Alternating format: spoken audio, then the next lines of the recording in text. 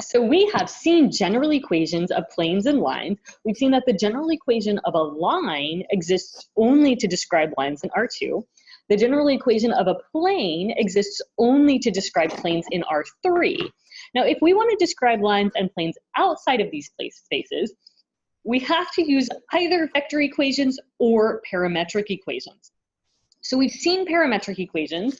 That's what we were doing in the beginning when we were looking at the intersection of planes and solving systems of equations and figuring out what that intersection meant. And what we saw is that a line has one free variable. One free variable represents a line, and two free variables represents a plane. So we can easily go back and forth between the parametric equations that we've seen and this new idea of an equation called a vector equation.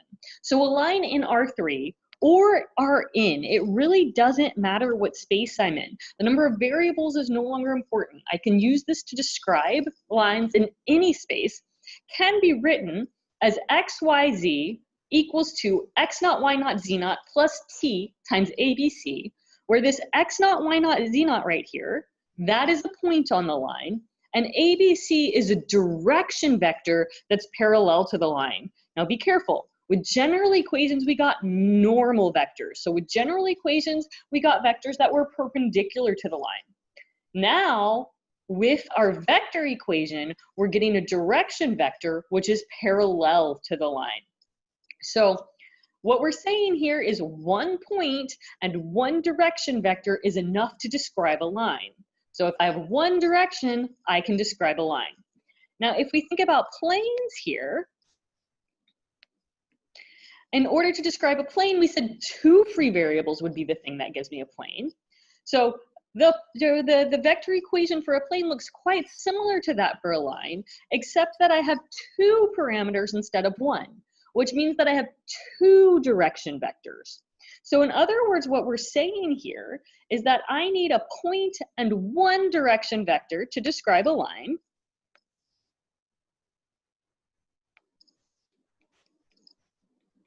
A point and one direction vector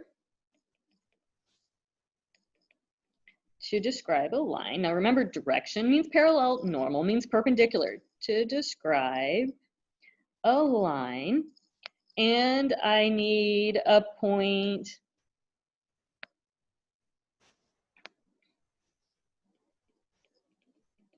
and two direction vectors to describe a plane.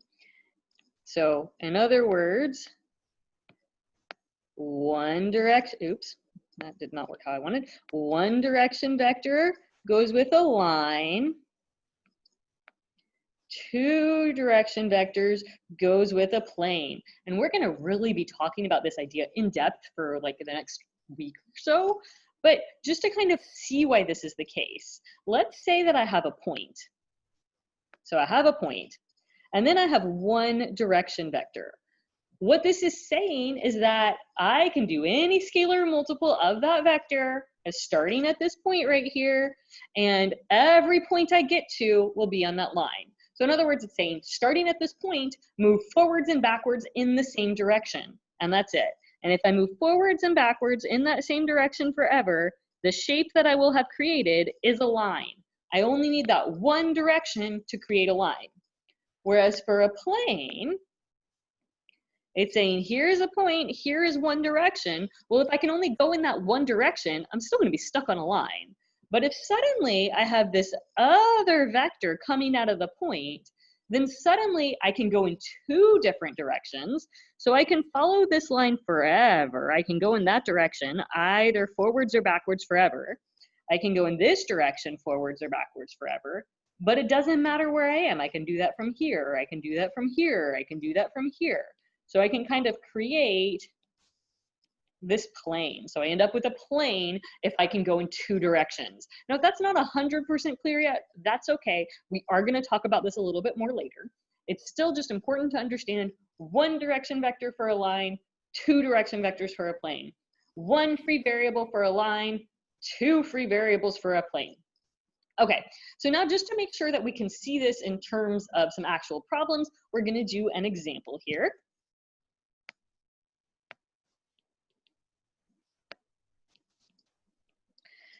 Let's say that I want to write the vector and general equations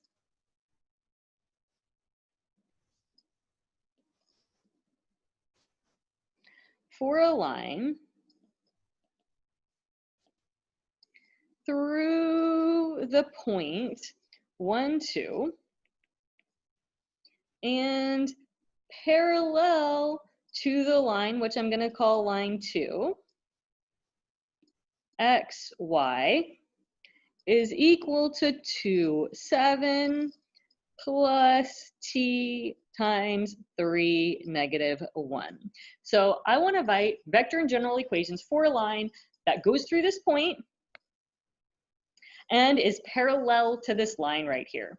So I'm going to call my line that I'm going to write L1 because we have this other line L2.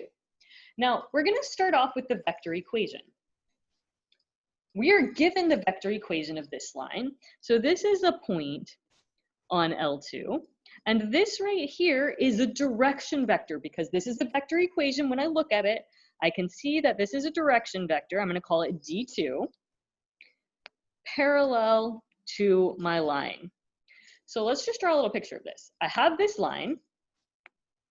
There's this point 2, 7 on it. And it has a direction vector, which I'm going to call D, which is parallel to it. So that's my D is equal to 3, negative 1. Now, I want to write a vector equation for another line,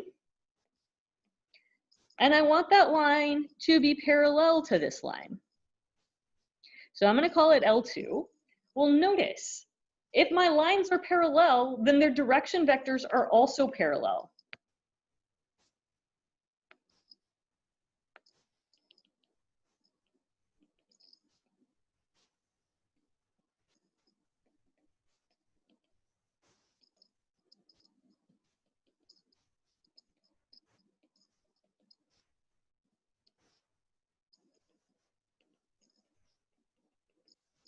So notice that D that I drew over there for L1 is also parallel to L2 if L2 is parallel to L1. So drawing those pictures can really, really help you to visualize this. Now for my vector equation,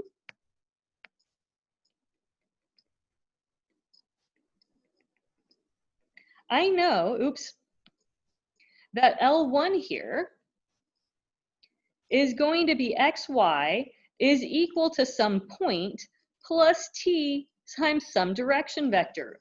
Well, here I am given a point. The point I am given is 1, 2. So that's my point. And the direction vector, well, it can be exactly the same as the direction vector I had for line 2, 3, negative 1. There we go. That is my vector equation for this line. So this right here is direction vector. For my general equation, it's going to be a little bit more challenging in this particular example. So for my general equation of this line, my general equation I know is ax plus by is equal to c, where my normal vector is equal to ab. So what I need here is a normal vector, given that I have a direction vector.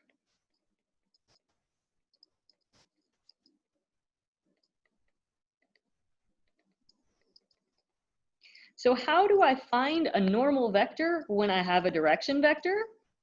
In other words, how do I find a perpendicular vector when I have a parallel vector? My normal vector, n, is just a vector that's perpendicular to the direction vector, to the normal vector. So normal vector is perpendicular to my direction vector. So I know that the normal vector is perpendicular to the direction vector. So I can just use the formula that we've seen. AB is perpendicular to negative BA. So here my direction vector is 3, -1, which means that my normal vector will be 1, 3, giving me x plus 3y is equal to c. How do I find c? I plug in my point.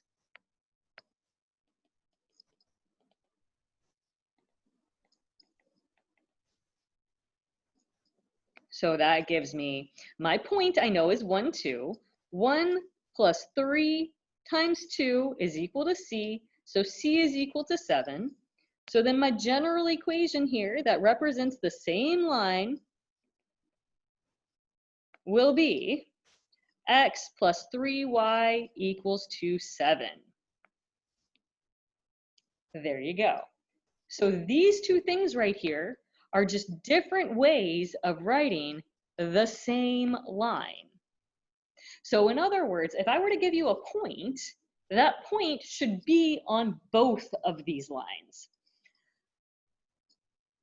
So for example, let's just say that I have the point 1, 2. I know that the point 1, 2 is on both of these lines.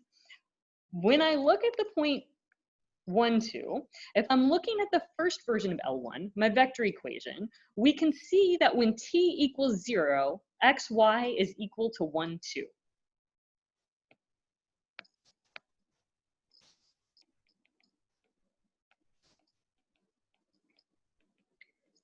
So there is some t value that makes that true. Whereas down here, when I plug in 1 plus 3 times 2, I get 7. So I can see here as well that 1, 2 is a point on this line. Okay, so anyway, we can see that these are just two different ways of writing the line in R2. One of them we needed the direction vector, one of them we needed our normal vector. We ended up having to use this formula to go back and forth between the two. All right, that's all for this. We'll do a few examples and a couple other videos.